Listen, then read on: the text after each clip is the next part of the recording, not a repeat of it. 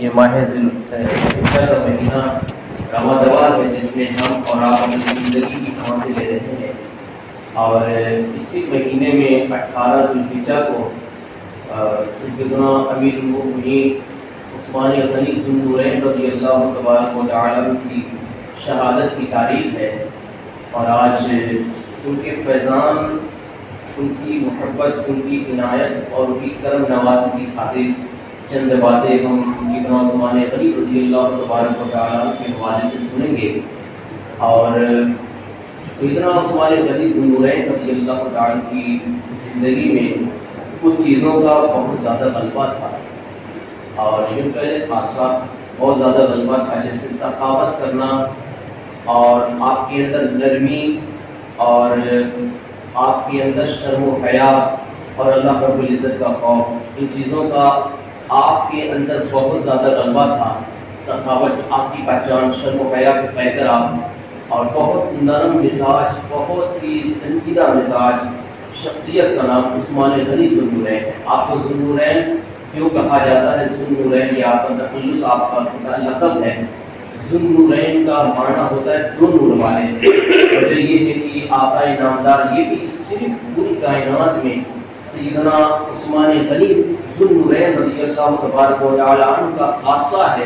یہ آپ کی خاصیت ہے کہ آپ کے نگاہ میں رحمت کائنات صلی اللہ تعالی علیہ وآلہ وسلم کی دو شہزادیاں یکے بعد دیگرے آپ کے نگاہ میں آئی، تو دو شہزادیاں نبی کونین علیہ السلام کی سیدنا عثمان غنی ذو النورین کے عقد میں نگاہ میں آئی، تو ان دو شہزادیوں کے نگاہ میں آنے کی وجہ سے آپ کو دو نور والا ذو النورین کہا جانے لگا، یعنی نبی کی شہزادیاں نور ہیں، چونکہ امام نے فرمایا تیری نسل پاک میں ہے بچہ بچہ نور کا، تو ہے عین نور تیرا سب گھرانہ نور کا، تو اس لیے آپ کو ذو النورین بھی کہا جاتا ہے۔ اور آپ کی سخاوت اور شرم و حیا اور اللہ رب العزت کا خوف، انہی تینوں پہلو پہ تھوڑی تھوڑی بات کرنے کی کوشش کروں گا، ورنہ سیدنا عثمان غنی یا میرے نبی پاک علیہ السلام کے کسی بھی صحابہ کی عظمت ان 20 منٹ میں بیان کرنا ایسا ہے، بلکہ ایسا بھی نہیں ہے سمندر سے ایک بوند قطرہ نکال لینے کے بھی برابر نہیں ہے، کیونکہ اتنے معمولی اور کم وقت میں اتنی عظیم ترین شخصیات کا ذکر ممکن ہی نہیں ہے۔ عزیزان گرامی، بس ہم ان کے فیض کے لیے، ان کی عنایت کے لیے چند باتیں کریں گے، سنیں گے، اللہ رب العزت ان کا فیضان ہمیں نصیب فرمائے۔ سیدنا عثمان غنی ذو النورین رضی اللہ تبارک و تعالی کی سخاوت کا ایک قصہ سماعت فرمائیں۔ سیدنا ابو بکر صدیق رضی اللہ تبارک و تعالی کا دور تھا، آپ کا دور خلافت تھا۔ ایک شخص ملک شام سے آتا ہے اور کہتا ہے یا امیر المؤمنین، آپ امیر ہیں، ایک اعتبار سے کہ آپ مسلمانوں کے امیر بھی ہیں، دوسرے اعتبار سے یوں کہ آپ کو اللہ رب العزت نے مال و دولت سے بھی نوازا ہے، تو آپ میں ملک شام سے آیا ہوں اور میرے حالات اچھے نہیں ہیں، میں مقروض ہوں، مجھ پہ قرض کا بوجھ چڑھ چکا ہے، لہٰذا مجھ پہ کچھ کرم کریں اور مجھے کچھ مال و دولت عطا کر دیں تاکہ اپنی زندگی کو میں خیر کے ساتھ گزار سکوں۔ عزیزان گرامی، سیدنا ابو بکر صدیق رضی اللہ تبارک و تعالی اس کا ہاتھ پکڑتے ہیں اور اس کو اندر لے کر جاتے ہیں اور کہتے ہیں کہ میں تجھے کوئی ایک عجیب سی بات نہ بتا دوں؟ اس نے کہا جی بالکل بتائیں۔ آقا صدیق اکبر نے فرمایا 4 دن یا 3 دن ہو گئے، میں نے ابھی اناج کا کوئی دانہ نہیں کھایا، کھجور پہ ہی گزارا ہو رہا ہے۔ اور سیدنا صدیق اکبر نے جس چیز پہ، جس چٹائی پہ اس کو بٹھایا تھا، وہ چٹائی کھجور کے جھاڑ کی تھی، وہ بھی پھٹی ہوئی تھی۔ آپ نے فرمایا ابھی حالات کچھ بہتر نہیں ہیں۔ تو اس کے بعد اس مانگنے والے، اس مقروض نے کہا، قرضدار نے کہا یا ابو بکر صدیق پھر کوئی راستہ بتا دے، پھر میں کیا کروں، میرا معاملہ حل کیسے ہوگا؟ سیدنا ابو بکر صدیق نے فرمایا آپ چاہیے سیدنا عثمان غنی ذو النورین کے پاس چلے جائیں، آپ وہاں جائیں، آپ کا معاملہ حل ہو جائے گا۔ اس نے کہا کہ ابو بکر صدیق امیر المؤمنین، تو ان کے پاس جانے کے لیے کوئی حوالہ بھی تو دینا پڑے گا، کیا آپ کا نام لے کر جانا پڑے گا؟ آپ کے نام سے میں جاؤں کہ مجھ کو ابو بکر صدیق امیر المؤمنین نے بھیجا ہے؟ ابو بکر صدیق رضی اللہ عنہ نے فرمایا نہیں، وہاں کوئی اور حوالہ دینے کی ضرورت نہیں ہے، بلکہ عثمان غنی کی بارگاہ میں جانا، بس اتنا کہنا میں محمد عربی علیہ السلام کا غلام ہوں اور میں قرض دار ہوں، بس اتنا تعارف اپنا پیش کرنا، وہ سخی ہیں، وہ تمہیں نواز دیں گے۔ اس نے کہا، اس مخلوق قرض دار نے کہا، اے ابو بکر صدیق، مجھ پہ قرض بہت زیادہ ہے اور مجھ کو مال کی زیادہ ضرورت ہے، کیا وہ میرا قرض ادا کر سکیں گے؟ ابو بکر صدیق نے فرمایا، جہاں تیری سوچ کا خاتمہ ہوتا ہے وہاں سے عثمان غنی کی سخاوت کا آغاز ہوتا ہے، جہاں سے تیری مانگنے کی استطاعت فنا ہوتی ہے وہاں عثمان غنی ذوالنورین کی عطا اور سخاوت کا آغاز ہوتا ہے، وہاں تجھے تیرے مانگنے سے زیادہ سوا عطا کیا جائے گا۔ اس کے بعد اس نے پتہ کرتے ہوئے سیدنا عثمان غنی ذوالنورین کی بارگاہ میں گھر تک پہنچتا ہے، لیکن جب گھر پہنچا تو معاملہ کچھ عجیب دکھا۔ ابو بکر صدیق رضی اللہ عنہ کی سخاوت کا تذکرہ کر رہے تھے، لیکن جب یہ ان کے گھر پہنچا ہے آقا عثمان غنی کے، تو اس نے کیا دیکھا؟ عثمان غنی رضی اللہ تبارک و تعالی اپنے بچوں کو ڈانٹ رہے ہیں۔ کس بات پہ ڈانٹ رہے ہیں؟ ڈانٹ اس بات پہ رہے ہیں، آپ فرما رہے ہیں یار خرچے بہت زیادہ کر رہے ہو، دودھ میں شہد ڈال کے کھا رہے ہو، دودھ بھی میٹھا شہد بھی میٹھا، دو میٹھی چیزیں ایک ساتھ کیوں کھا رہے ہو؟ خرچے بہت زیادہ ہو گئے ہیں، خرچوں کو کم کرو۔ ابھی جو مانگنے والا تھا اس کے دل میں یہ بات آئی کہ یار ابو بکر صدیق تو فرما رہے تھے کہ عثمان غنی بہت زیادہ سخی ہے، بہت زیادہ عطا کرنے والے ہیں، لیکن یہ تو شہد اور دودھ پہ جھگڑا ہو رہا ہے، اپنے بچوں کو ڈانٹ رہے ہیں، یہ معاملہ سمجھ میں نہیں آیا۔ عزیزان گرامی، اس کے بعد آقا عثمان غنی رضی اللہ عنہ نے معاملہ وہاں حل کیا، باہر تشریف لاتے ہیں، اور جیسے ہی باہر تشریف لاتے ہیں اس مانگنے والے نے آپ کو سلام کیا، آپ نے جواب دیا۔ جب اس مانگنے والے نے آپ کو سلام کیا، آقا عثمان غنی سمجھ گئے کہ مسلمان ہے۔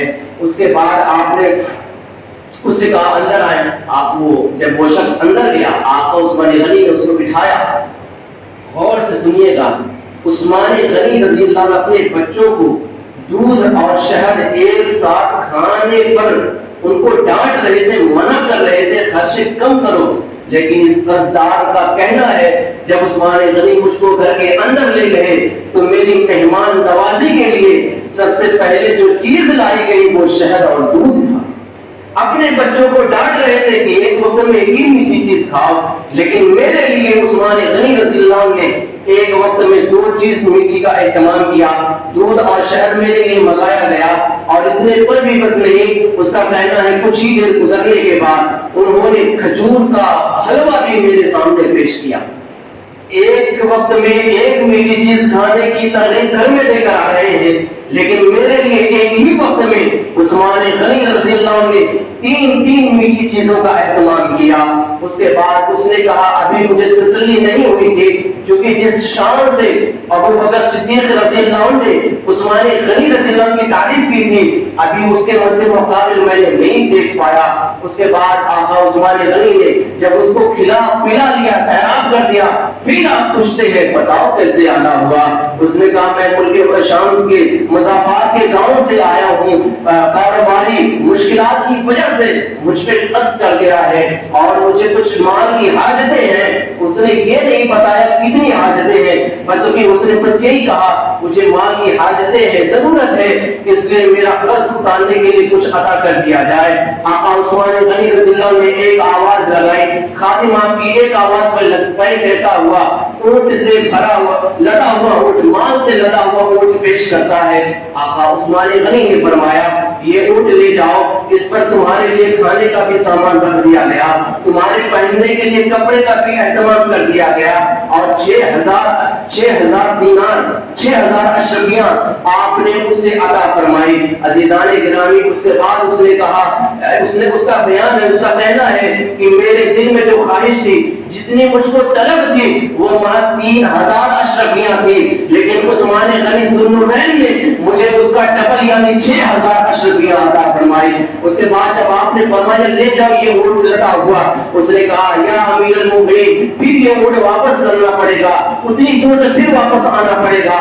آپ نے فرمایا واپس لینے کے لیے ہم نے تھوڑی دیا ہے، یہ ہماری طرف سے توبہ ہے، یہ تمام چیزوں پر اب تمہارا اختیار ہو گیا ہے۔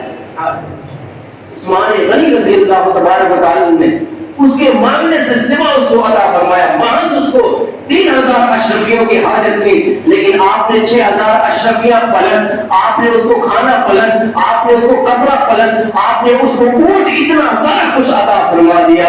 عزیزان گرامی، اس کے بعد یہ اس نے ابھی مانگنے والے نے نہیں بتایا تھا کہ مجھ کو ابو بکر صدیق نے بھیجا ہے، لیکن جب آقا عثمان غنی اس کو چھوڑنے کے لیے دروازے تک پہنچتے ہیں، اس کے بعد اس مانگنے والے نے جب خوب پا لیا تو کہتا ہے جزاک اللہ خیرا، آپ کا بہت بہت شکریہ، آپ کا بہت بہت شکریہ.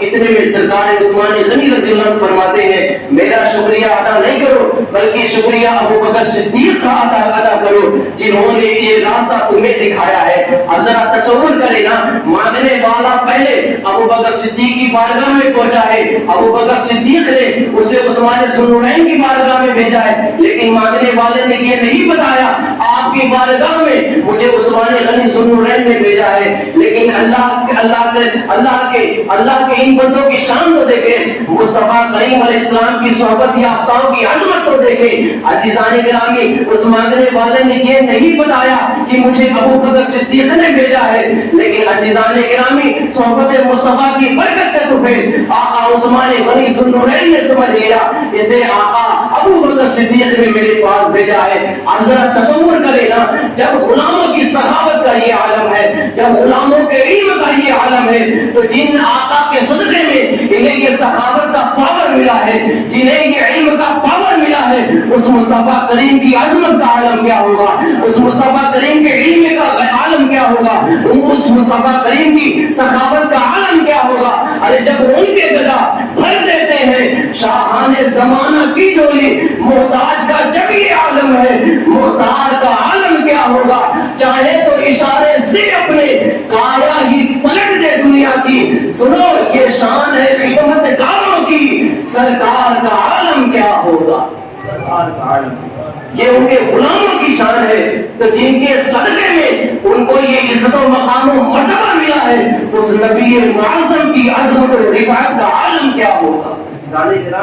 آقا عمر فاروق عثمان غنی رضی اللہ عنہ کا بیان ہے. آپ فرماتے ہیں 4 روز کے لیے میں باہر گیا، اس کے بعد جب آتا مسجد نبوی شریف میں نماز پڑھنے کے لیے گیا تو میں نے کیا دیکھا، آقا علیہ السلام کے چہرے انور پہ نقاہت ہے، کمزوری کے آثار نظر آ رہے ہیں.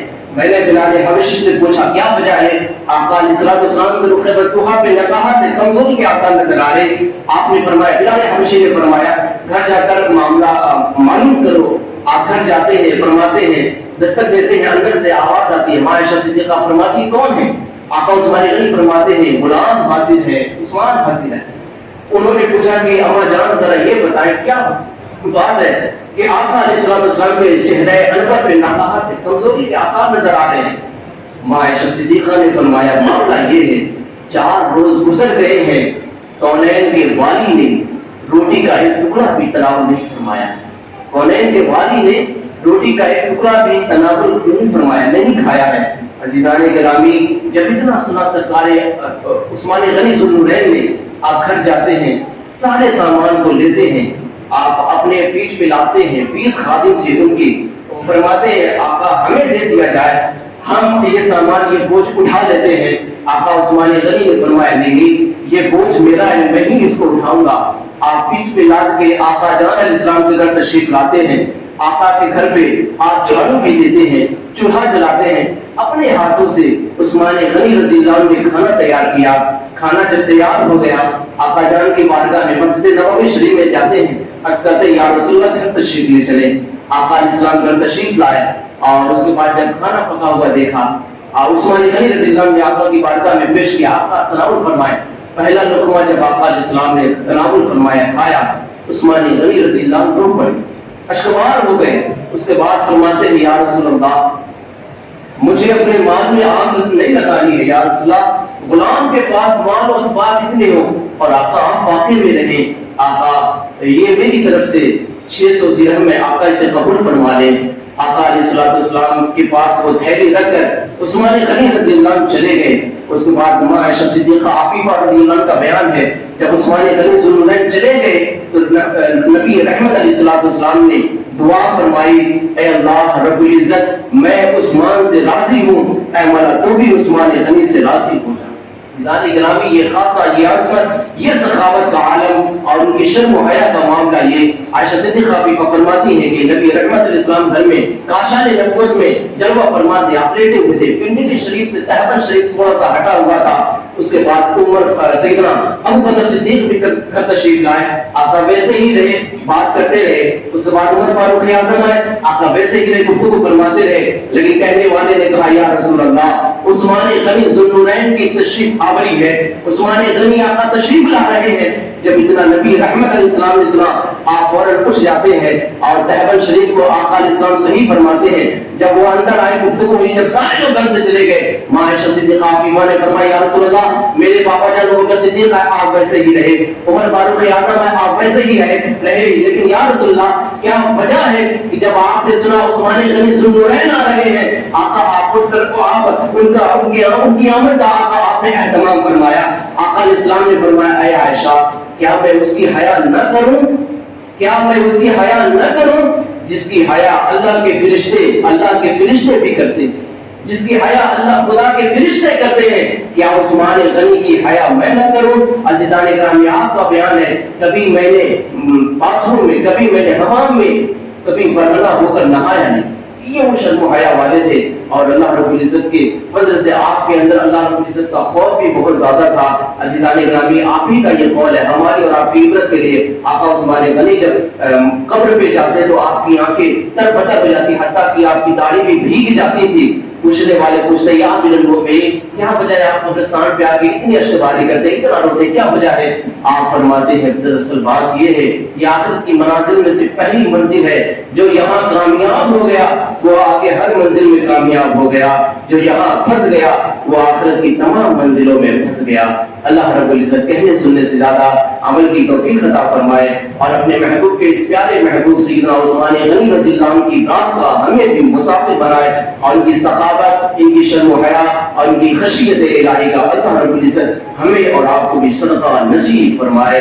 آج ایسے پہلے میری زبانوں پہ سے کوئی بھی کفریہ کلمات و پھر قسم سادن دے میں اس سے بیزار ہوں، آپ سب کو غفران کے سچی توبہ کرتا ہوں، میرے رب میری توبہ قبول فرمائے۔ آپ بھی پڑھ لیں استغفر اللہ ربی من کل ذنب واتوب الیہ، کلمہ طیبہ لا الہ الا اللہ محمد رسول اللہ، جو سنت رکھی پڑھیں۔